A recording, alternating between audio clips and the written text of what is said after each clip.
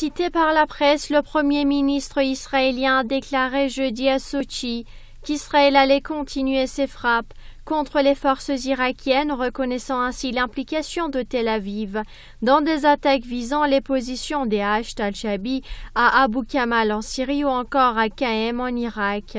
Pour certains observateurs, cette annonce aurait fait suite aux discussions de Netanyahou avec le ministère russe de la Défense, où le premier ministre sortant sioniste aurait exigé que la Russie laisse les coups des franches pour que les drones et chasseurs US bombardent les alliés irakiens de l'armée syrienne en plein territoire syrien. La réponse russe a visiblement déçu le sioniste. Comment peut-on analyser cette situation ?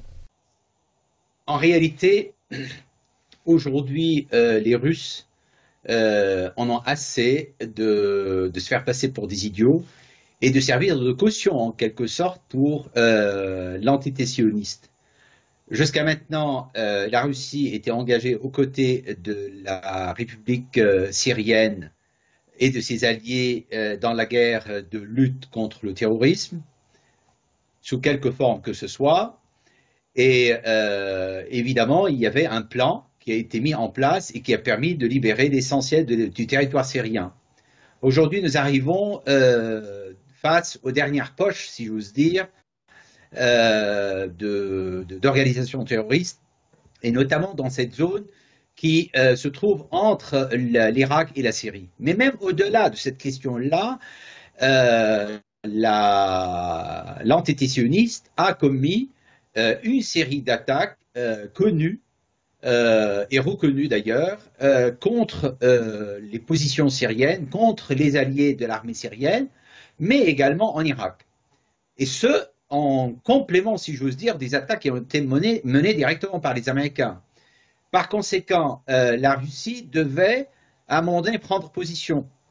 Les Russes ne peuvent pas perdre la face à l'égard de leurs alliés, en disant finalement on se comporte comme si on ne voyait rien, parce qu'on a admis à un certain moment que Israël bombarde des positions sans intervention de la Russie et sans intervention de la défense anti-aérienne russe, et notamment les missiles S-400, qui ont été positionnés justement en Syrie pour parer à toute attaque contre les positions russes.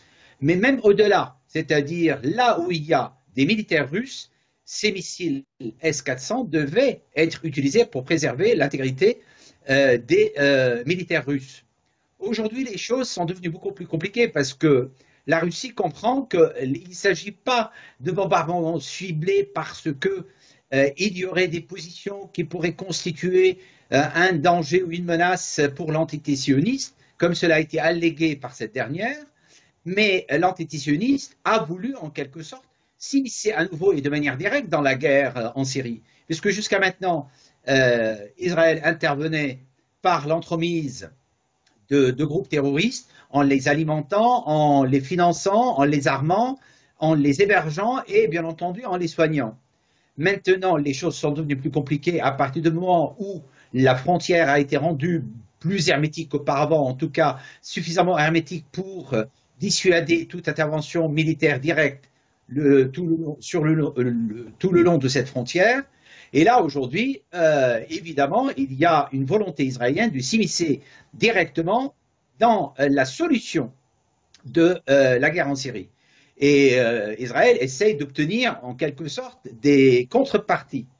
Mais on ne peut pas aujourd'hui séparer ce qui se passe en Irak de ce qui se passe en Syrie, puisque des deux côtés, il y a des militaires, que ce soit des militaires irakiens ou les forces subsidiaires, c'est-à-dire qui viennent compléter la force de l'armée irakienne, et plus particulièrement Hachd-e-Shaabi.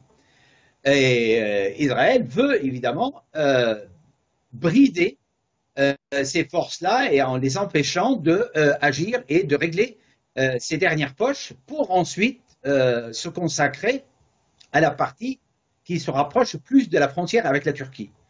La Russie a été sollicitée pour continuer d'autoriser ces attaques-là. La Russie a compris l'ampleur et a utilisé un terme clair, la diplomatie russe a utilisé un terme clair. On a l'impression d'être pris pour des idiots. Et bien entendu, la Russie visait directement Israël. Et la visite de Netanyahou est intervenue pour rassurer en quelque sorte les Russes en disant on fera en sorte que des militaires russes ne soient, qu'aucun militaire russe ne soit touché. Là aujourd'hui, même cette condition n'est plus acceptée par la Russie parce que la Russie a intérêt à ce que la guerre en Syrie soit terminée. Et la Russie a annoncé d'ores et déjà la fin de la guerre en Syrie, c'est-à-dire pour elle, ce sont les derniers combats, pour ne pas dire la dernière bataille. Et elle ne tolérerait pas des parasites tels que les interventions israéliennes pour venir perturber le jeu global consistant à régler le conflit armé en Syrie. Et la visite de Netanyahou en Russie n'a strictement rien donné. Au contraire, ce fut plus qu'un camouflet, ce fut une humiliation en bonne et due forme. Et il est revenu, excusez-moi de la trivialité des termes, la queue entre les gens parce qu'il a compris qu'il n'obtiendra rien du président Poutine ou de la diplomatie russe, quelle que soit la garantie qu'il pourrait fournir. Et aujourd'hui, il est face à un dilemme. Soit il déclare la guerre à l'axe de la résistance, mais il n'en a pas les moyens. Il vient de subir les premières attaques à travers le Hamas à partir de Gaza et depuis le Liban à travers le Hezbollah et notamment l'intervention ciblée qui a été menée par le Hezbollah en territoire occupé, mais ce qu'on appelle le territoire de 48, qui était considéré comme une terre sacrée, c'est-à-dire intouchable et inviolable. Aujourd'hui, il n'y a plus de territoire inviolable, il n'y a plus de territoire intouchable. Chaque parcelle du territoire de l'entité sioniste pourrait être cible de riposte de la part de l'axe de la résistance. Et l'annonce qui a été menée par le secrétaire général du Hezbollah, Hassan Nasrallah, était d'une clarté plus que limpide. Et bien entendu, aujourd'hui, Israël n'a d'autre choix que de se retirer de cette guerre en Syrie et admettre son échec une bonne fois pour toutes. Jusqu'où irait-on? Nous verrons dans les prochains jours ce que Netanyahou est capable de faire. Certains parieraient sur un coup qui s'appellerait un coup électoral pour lui permettre d'être réélu parce qu'il sait que malgré l'appui dont il bénéficie actuellement, en tout cas, les sondages lui sont favorables. Il pourrait lui-même gâcher, si j'ose dire, son jeu, puisque c'est un joueur de cartes, et bien entendu,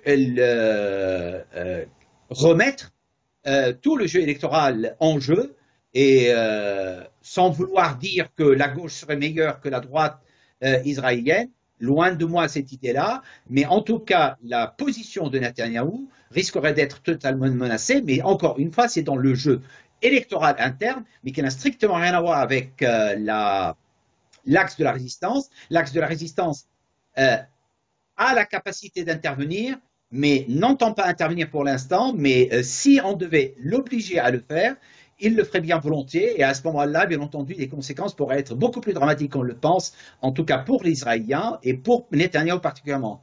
Est-ce que Netanyahou est capable, est en mesure de prendre ce risque-là? Personnellement, j'en doute, mais bien entendu, dans sa folie pour reconquérir le pouvoir, Netanyahou est capable de tout. Je pense, je viens d'être questionné sur cette je dirais, question.